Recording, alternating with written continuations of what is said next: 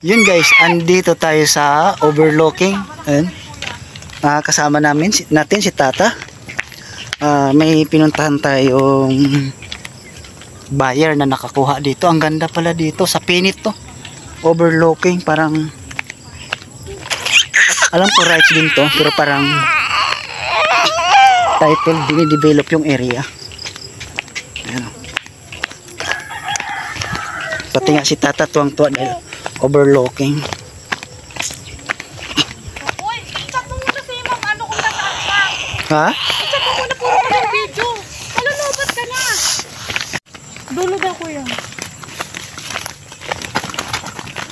4% sana makaabot pa to. Gagabihin ka. Ayan, mga alas 5 na ng hapon.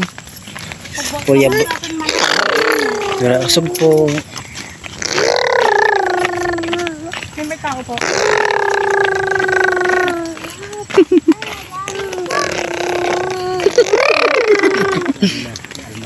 Grabe, ang layo.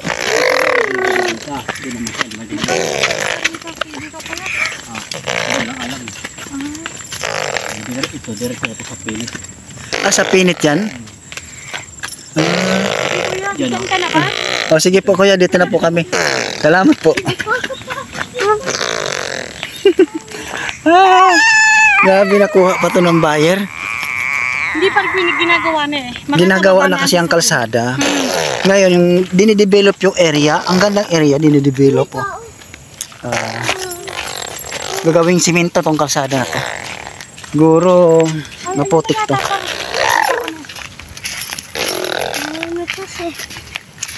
Ano to? Sila na to? Hindi pa. Ang gandang area, problema. Hindi pa simentado. Layo.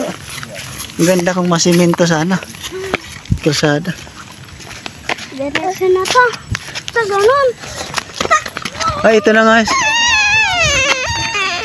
Ito nga, dito nga si Ma'am Elizabeth na pala to.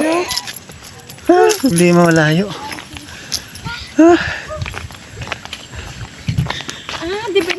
Develop bago lang. Dinidevelop yung area. Ito, nandito na tayo guys. Maganda ito pala